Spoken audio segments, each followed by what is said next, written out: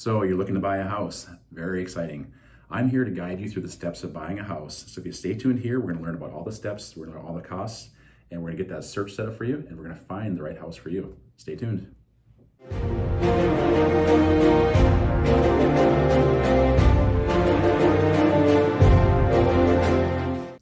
All right, welcome to my buyer consult.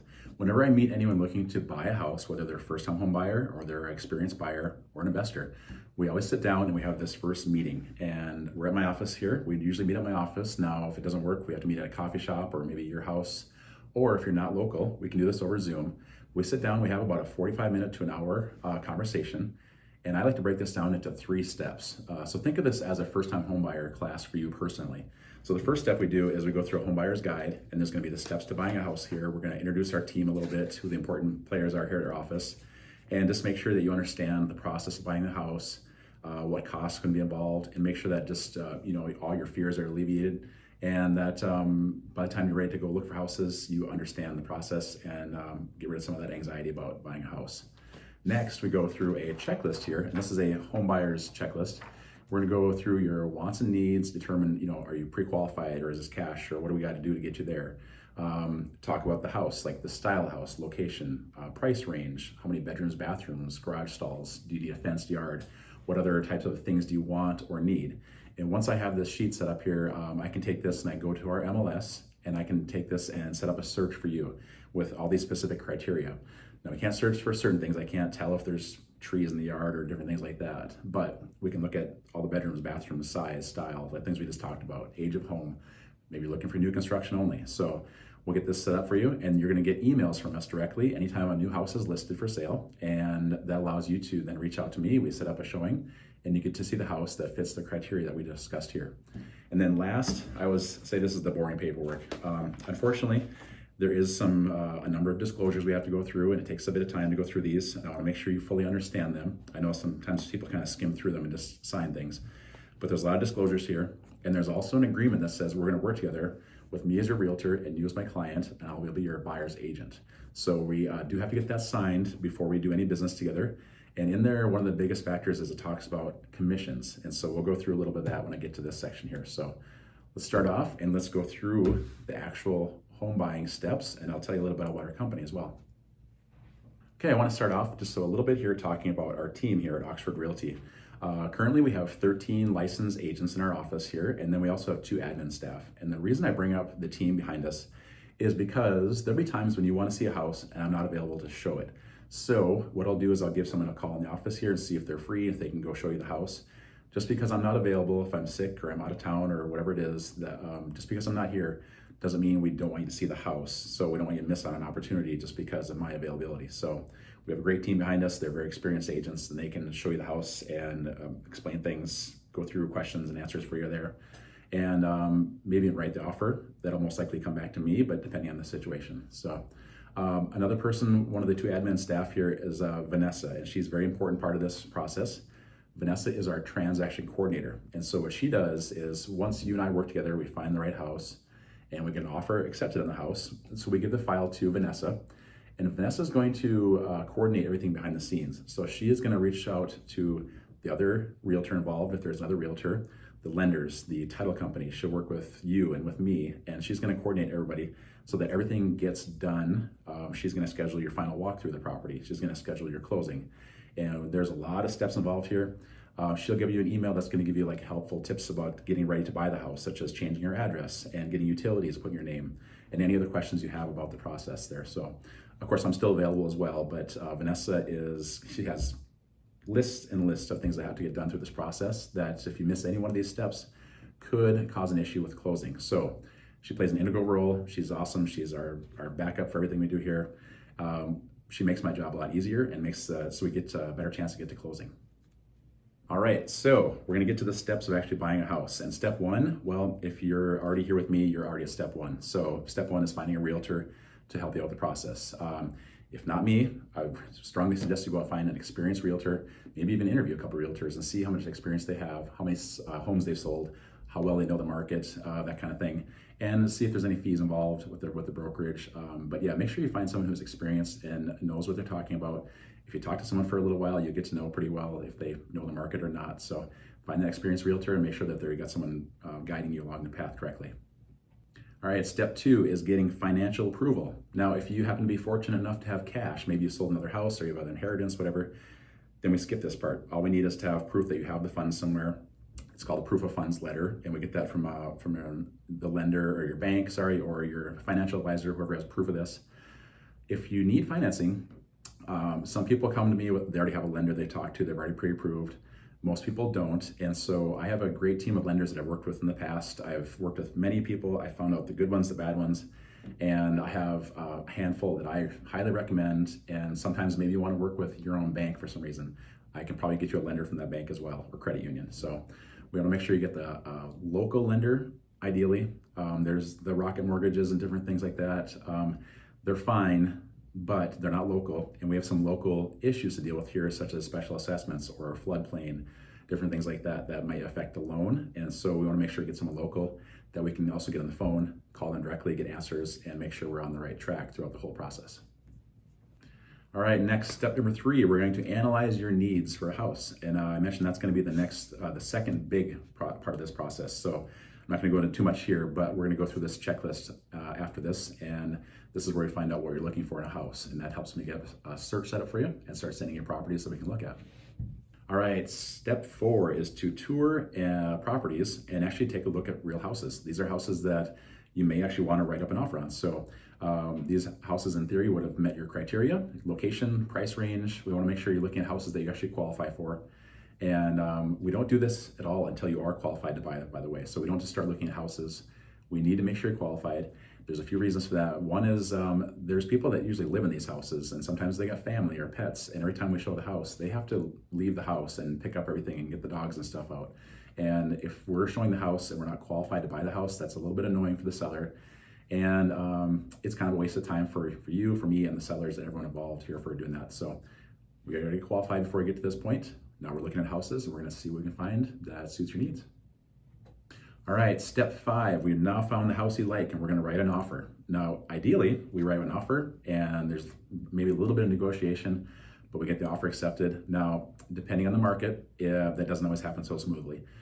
If you're trying to buy a house 2020, 2021, it was kind of a nightmare for buyers. We were seeing offers like 20, 10, 15, 20 offers on a house. They were going over asking price. People were waiving inspections. The market's a little different now. We have a lot more inventory out there. The market's kind of slowed down to more of a neutral market, and this allows us to do some negotiating. But I will help you through the whole the process of writing an offer, getting that purchase agreement written professionally, and including everything we need in there, and help you get the right terms to get that house under contract. All right, step 6. As I just mentioned, so we have a house under contract or writing an offer. We still have some negotiating before we actually get that offer signed and accepted. So as I mentioned before, there's different markets, different scenarios, and that depends on how we negotiate for terms. We may try to negotiate closing costs paid. We might try to maybe get a lowball offer accepted, or we might be facing multiple offers, and we have to figure out the best way to write an offer, to structure it, to beat the other offers. So I will handle the negotiating directly for you with the other realtor involved, or the seller if there's no realtor, and try to get the best terms for you. You're my client, and I'm working for you. We're trying to get you the best deal in the house. So that's my job for you, is get the best terms and negotiate the best deal for you. Okay, we have the offer accepted now. We've negotiated all the terms. We have an offer signed. The first step we're going to do is we're going to need earnest money. And so the earnest money is going to be negotiated in the terms of the contract. And think of earnest money as like a deposit or a down payment. And so rule of thumb around here in this market is typically, we say 1% of the purchase price. So if you have a $200,000 house, you might write earnest money for $2,000. There's no hard, fast rule for this, but that's just kind of how we take care of it here. The brokerage that's listing the house is going to take that money and deposit it. They're going to hold it in an account, a separate account that's just for earnest money. The money sits there, and the only way that they keep that money is if you back out of the offer for a reason that's not described in the contract. So we're going to talk about next about inspections and financing. And these are legit reasons that allow you to back out of the offer if something comes up here. But if you just decide to back out, say 2 weeks before closing and for no good reason, they have the option to keep your earnest money. And so that's the purpose of having that money there. The more earnest money you put down, the more serious your offer becomes, because the more you have at risk. So if you really like the house and you really want to try to beat other offers, maybe putting some extra earnest money down is not the worst there, but just be aware that it can be at risk. All right, next, I just mentioned before about inspections. So step number 8 is we're going to get an inspection done on the house. In the contract, we write in the terms of the inspection, the time we have to do it, and generally what we're inspecting, but pretty much everything is covered in the contract as far as what we're allowed to inspect. So we do recommend getting an inspection. If you decide not to, we're going to actually make you sign a waiver. So because I strongly recommend you get one. Unless you're an experienced investor, contractor, someone who knows houses very well, and you're willing to take the risk to buy it that way without inspection, we're going to recommend you get one. So there are certified inspectors in Minnesota and North Dakota. They are typically around the Fargo market, around $400 to $500 to have someone come and look at the house. They're there for usually a couple hours, and they're going to go inside and out. They're going to go on the roof, unless it's winter and they can't get up there. They're going to inspect what they can inside and out. They're going to look at the siding, the windows, the garage, the yard, the fence, and they're going to go inside and they're going to check out the appliances, the HVAC system, if they can operate all the windows and doors. They're going to check the outlets. There's a whole long checklist of stuff they do. And they're there to try to find any problems potentially up front before we actually move forward to the next step. So the next step being to remove the contingency, the inspection contingency, step number 9. So with that, what that means is, let's say we go through the inspection and we find a couple of issues. Let's say there's a broken window and we're missing some handrails somewhere, and there's a certain type of loan that requires these things to be fixed. So we go to the seller and we say, hey, we found these minor issues here, or sometimes major issues. If it's foundation caving, and there's different things we can find. But we go to them and say, hey, before we move forward, we need to have these items addressed, and before closing, we need to have these items fixed. And so it's all negotiable. The sellers can say, sure, we'll fix all these items you asked for. They might say they'll fix this and this, but not this. They might come back and say, well, let's change the terms of the offer. Rather than us fixing these items, we'll give you maybe some kind of a price reduction or some other, maybe some extra closing costs, something to counterbalance that cost of the repairs. So we negotiate that, and once you negotiate all these terms, we sign off. The inspection contingency is no longer valid, it's gone, but we've negotiated what we want to have fixed, and hopefully things are getting taken care of. All right, so while all this is happening, you would have been working with your lender, unless it's cash. We'll skip this step if it's cash. But if you're working with a lender getting a mortgage, then they will have been taking your loan application. They're getting all of your background as far as like your W-2s and your tax returns, and they're checking your credit scores, and they're doing all these things to make sure you're qualified beyond the initial qualification. And they're checking bank accounts. It's kind of annoying actually, because they're going to keep asking questions. They're going to want more proof of different things. I bought a house 2.5 years ago, and it was the first time I had bought a personal home in quite some time, and I forgot how much they actually they ask from you. It's kind of annoying, but it's also stuff they need. We just tell people when they ask for it, give them what they need, and let's keep the ball rolling here. But one thing they're going to want to do is get an appraisal done in the house, and this is a cost to you as well. This is one of your closing costs. So the closing costs are going to include things like the appraisal we just talked about, prepaying taxes and insurance on the house. That's the biggest part of the closing costs. Also, there's like fees with the title company. There's going to be fees for like recording documents, mailing documents. There's all these little fees that add up. Depending on the price of the house, the closing costs could be fairly significant. They could be $5,000, $6,000, $7,000, $8,000, $9,000, sometimes more. So these fees add up, but one of the first costs is the appraisal. An appraisal is about $600 or $700, and the bank needs this done because they need to make sure that the house is worth the price that you have offered and accepted. And if it's not, that comes up later. We'll talk about the appraisal, but that's another issue. So at this point, we're doing financing. We're getting the appraisal lined up and moving forward from the inspection to the appraisal to the next steps. All right, step 11. So also in the background, while we're doing all these things, we have a title company that's working for us. And so what the title company is doing is they're doing a background check on your house, the house you're purchasing. They're looking for boundary disputes. They're looking for liens on the property. If you've heard of a mechanic's lien, this is when you've hired a contractor to do some work in the house and you don't pay the contractor, they can put a lien in the house, and that could transfer to the buyer if it's not discovered or it's not taken care of. So they are looking for any issues with the title, any problems at all, and they're going to try to resolve these, which is the next step, which is to resolve any issues. So we rarely see issues like this, but they do come up, and when they do, they can be significant, and they can really impact the value of your home, or cause us not to close if they're not discovered or taken care of before closing. So the title company, they have some fees as well. That's part of your closing costs, and so they will charge you for the service. And just make sure that when you get the house, you have a free and clear title of the property. All right, so we kind of combined step 11 and 12, which was to do the title search and then to resolve any issues. So Step number 13 is to obtain the funds for your house. What this means is the lender is going to tell you how much money you need for down payment and for your closing costs.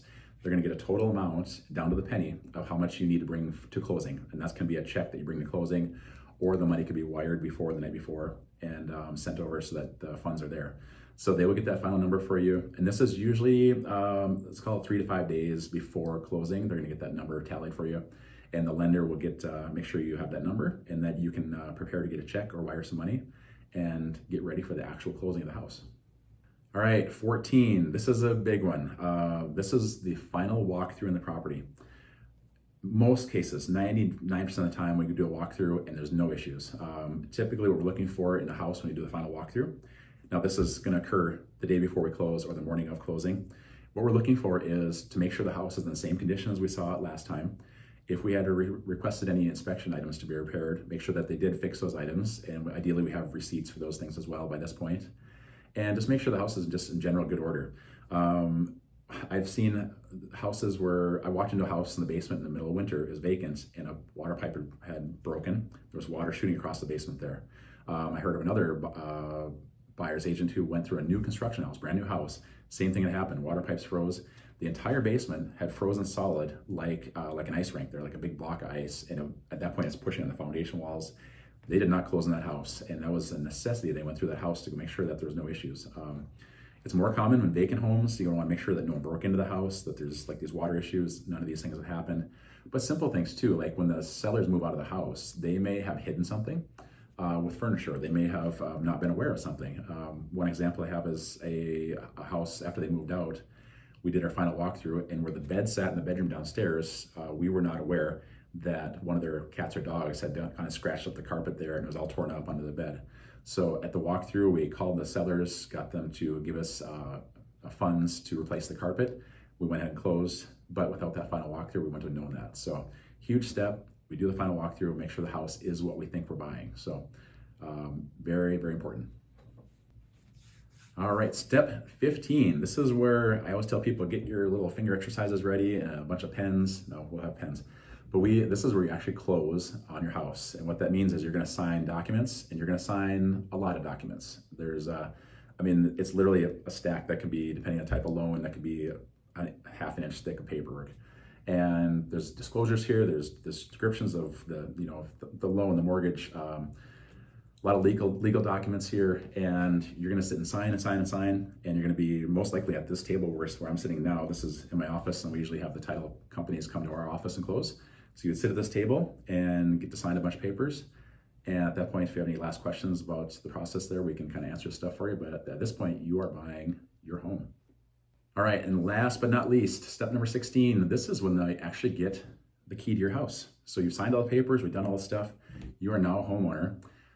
Maybe you want to take a picture, we can share it on Facebook, whatever, but we're gonna give you that key, and you are now a new, proud homeowner, ready to move in, get your stuff over there and get going, and you have a new house. So a little bit of a process here, went through 16 steps here. Some of these are pretty quick and easy. But my job here is to guide you along this path. So there's a lot going on here. Between me and Vanessa and which other agents are helping us, we make sure this job gets done for you. We handle the heavy load here. We just want to make this a wonderful experience for you. We want to make sure that it's enjoyable, it's not stressful. We want to make sure that you actually get to a closing and get to sit at the table here and sign these papers and get that key. So our job here is to educate and inform you, guide you along the path, and make sure you have an amazing experience buying your home. Because why would you want to buy a house and have all these issues or problems and not understand the process and worry all the time? So we're here to make it simple and easy for you. All right, now comes the fun part. This is when we actually go through a checklist here, and we're gonna start off getting all your correct information, contact info, if we don't already have it here. Then we go through and we talk about the lending process. If you're using a mortgage lender, are you pre-qualified? Have you met with lenders? If not, we'll help you with those steps. We'll get you those next steps and make sure that you get qualified. If you are, great, we'll fill out the information here, make sure to know which lender you're working with, how much you're qualified for. And then we're gonna talk about, maybe you have a house to sell. How fast do you want to be in your house? Typically, a closing might take 30 to 60 days. That's not, so we can go quicker. Sometimes it goes longer, but you can get a house closed in about 30 to 45 days. That's a typical timeline. that allows the seller to get move on and get your stuff ready to move into the house. And that allows time for the lender, the appraisal, all this stuff to happen so that we get to all these steps taken care of. So after we go through the lending portion of this here, we're going to talk about what are you looking for in a house. We start off with the basics. Are you looking for a single family home, a twin home, a condo, townhome? What type of property are we focusing on here? Or maybe it's more than one type of property. Whether you've been approved or not, we're going to talk about the price range. Now, if you're approved, we already know that number. If you're not, we're going to guess based on what you feel comfortable with the payment until you actually get the approval letter and we know the exact amount. So we're going to talk about the price range. We're going to talk about the style of home you like. So do you like a one-story home, two-story, bi-level, split level? And there's different reasons for this. So some people can't handle stairs. Maybe they don't do stairs at all, disability of some sort, bad knees, who knows? You're not going to want to be in a bi-level. A bi-level means you walk in the front door and you have to walk upstairs or you have to walk downstairs. That's not going to be a great fit versus like a one-story house or a slab on grade. So we're going to try to find out which style of house suits your needs. We're going to talk about the age of home. Are you looking for new construction? Are you looking for existing? New construction is going to have, everything brand new, but you're also going to have special assessments, which is, if you're not aware of what that is, it's a local thing to Fargo. It is the way most developers pay for the infrastructure, for the streets, the sewers, the street lights, the mailboxes. It's a separate bond on the property that you pay with your taxes, and it's going to add to whatever your payment is for taxes yearly. So the good side is you get everything brand new in the house. There's little to no maintenance. The bad side is you pay a little extra by being in a brand new house, usually. So existing homes might be nice because you're in existing neighborhoods. You might already know the neighborhood.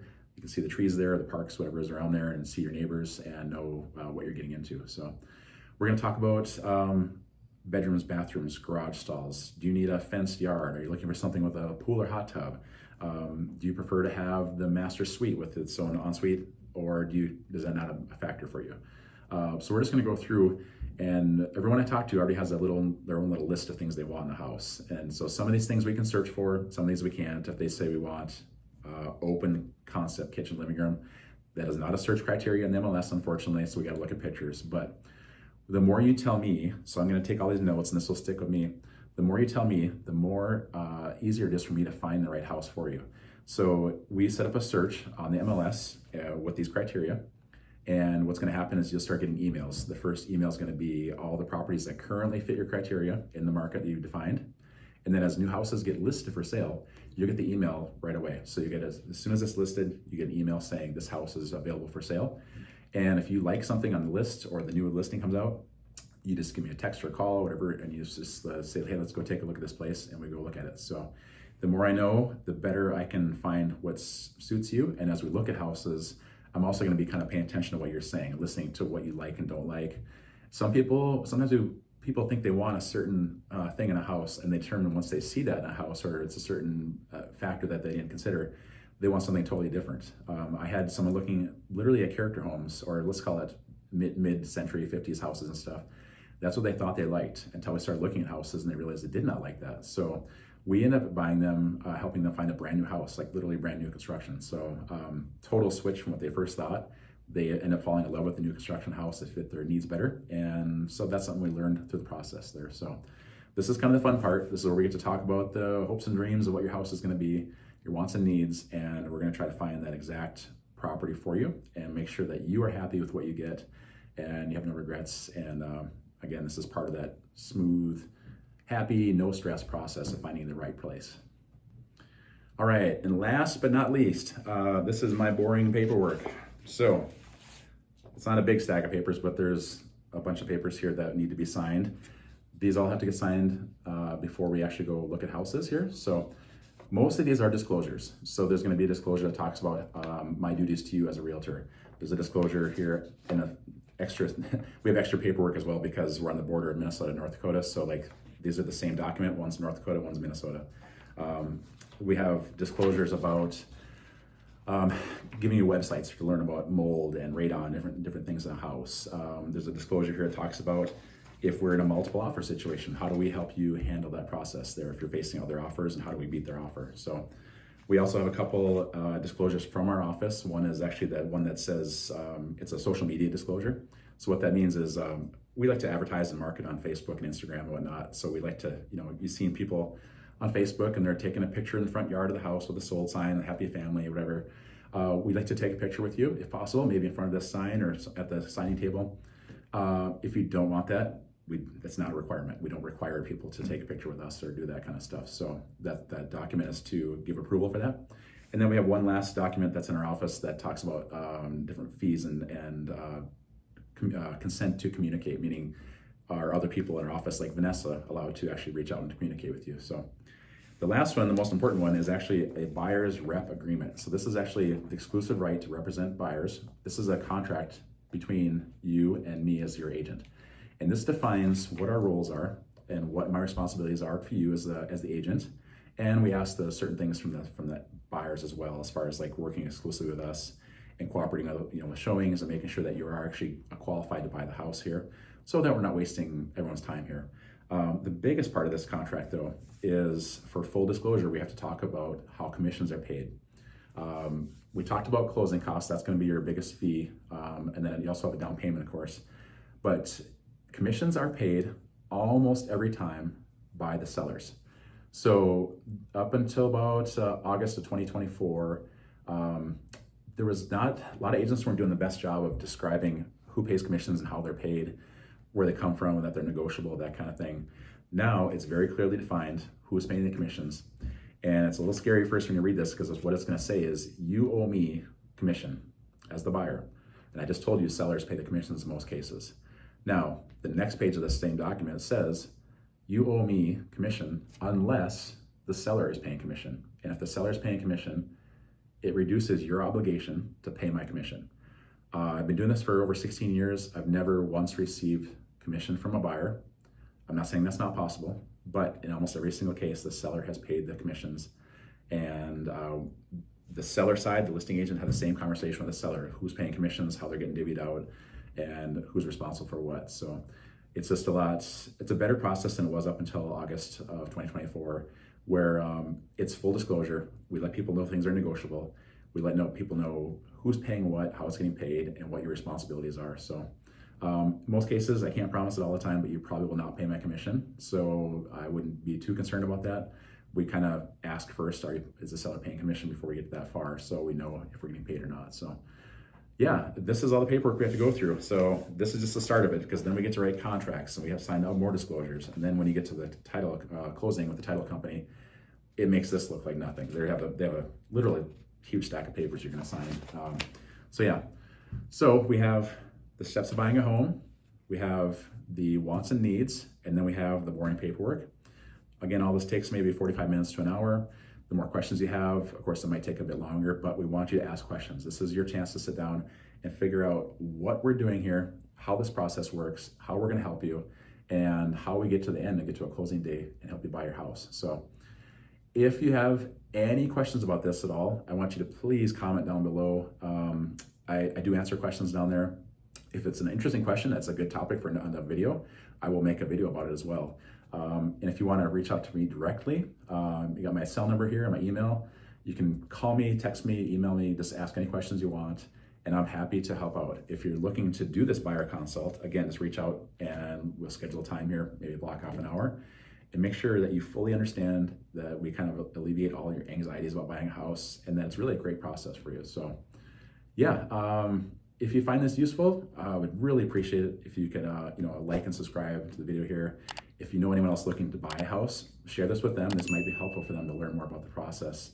And then we can, again, meet in person and actually take care of all this stuff here. So if you watch the video, you'll have a jump ahead of all this stuff and we can get through that quicker. So there we go. If you're ready to buy a house, let's go do it. Let's get this buyer consult, your one-on-one class out of the way here, and make sure you fully understand it and get you into a house.